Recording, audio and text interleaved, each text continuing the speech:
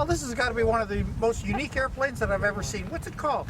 It's called the Sierra, SEA-ERA. Now, this is a one-off design, then I take it? It's a one-off design. It's the only one like it in the world. It's a combination wing. What do you mean design. Combination wing? Well, the lifting body, which is the center part. That's the center section down by the fuselage there. Right. That's the lifting body, and it develops half the lift. The outer wing panels that plug into it develop the other half.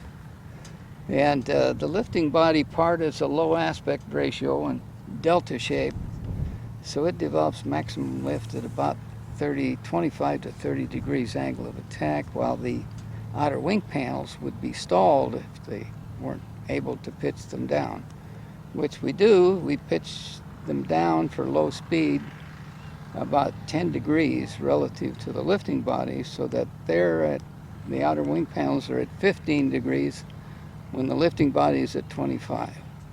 So, now, someone told me that this is actually developed from an RC model. that's correct. And yeah. Now, But how, I mean, you're sitting there flying an RC model, and then all of a sudden you decide, oh, hey, well, I'm just going to blow this up a little and see whether it'll fly. that's what happened. I liked the model, and it worked for me, so I decided to build a full size. So you're sitting there with an RC model, and you want to step up into this. What does somebody do to do that? Well, you get the books out, and you study, and you figure out what the air is doing around flying surfaces, and all of the various things you have to do to make an airplane fly and be comfortable flying and balanced and controllable and all that sort of thing, and it's quite an education. Now, do you just blow something up? Like, do you take it and scale it from the RC model up to what you've got now? They have scaling formulas that you can use to scale up or scale down. And I designed the plane as a full size, and then scaled down for quarter scale model, RC models.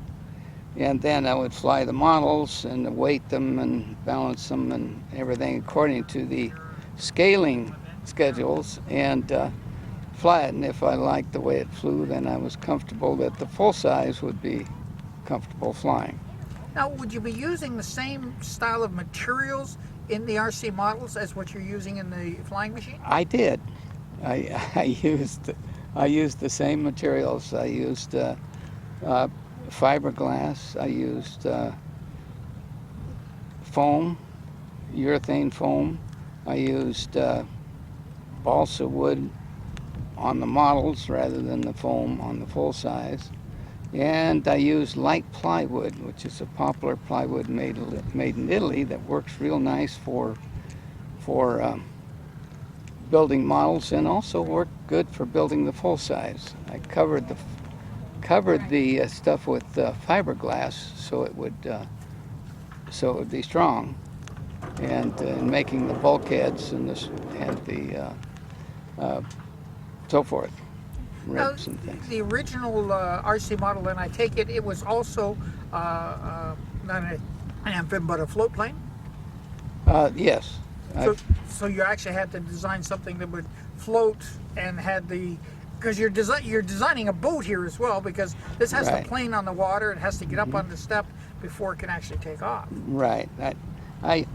Many years ago I was into race boats, and did design in race boats, so I was familiar with water and boats and race boats on water and hydroplanes and that sort of thing. So I combined that knowledge with what I learned about aircraft and so forth.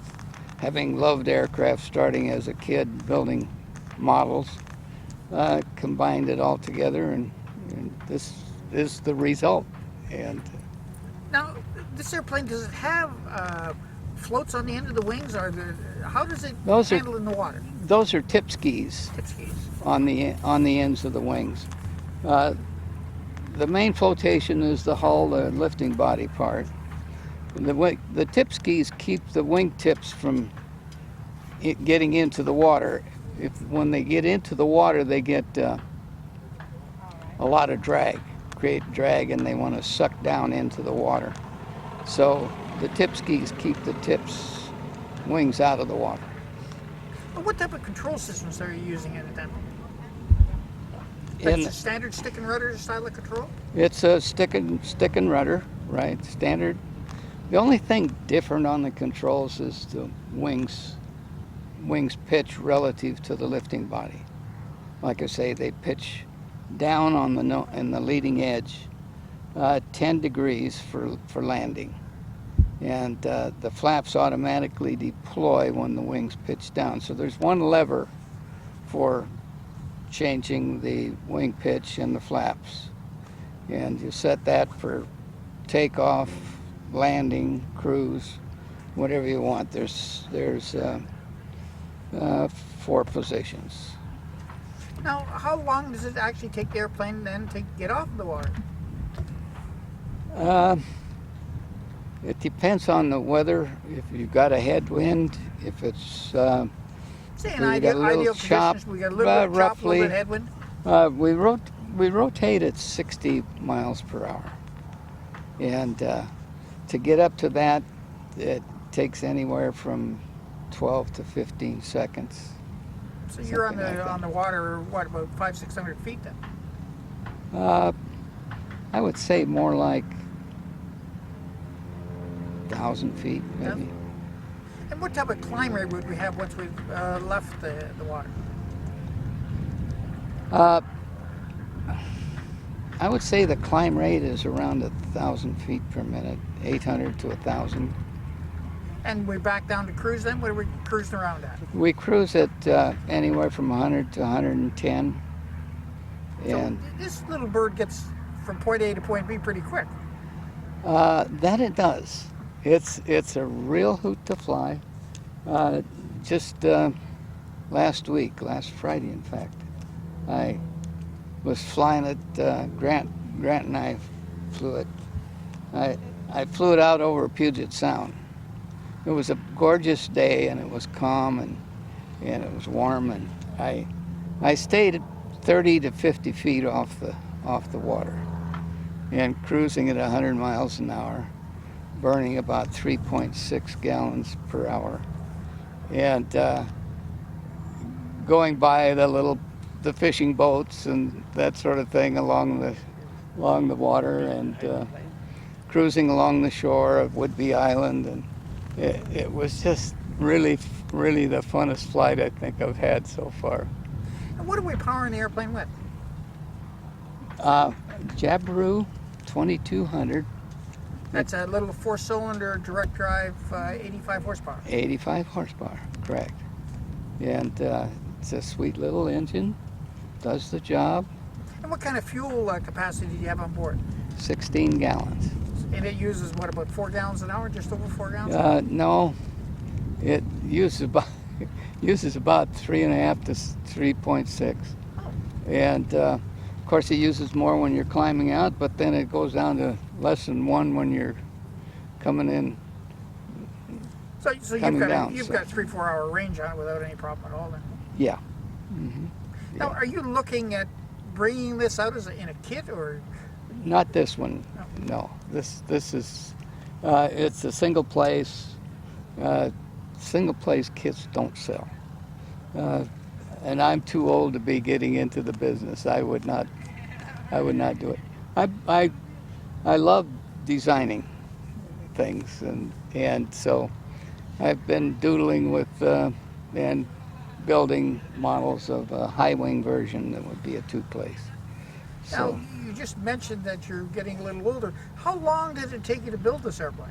it took me about 17 years altogether, from 17 models years. and design and changes and starts and stops and so forth.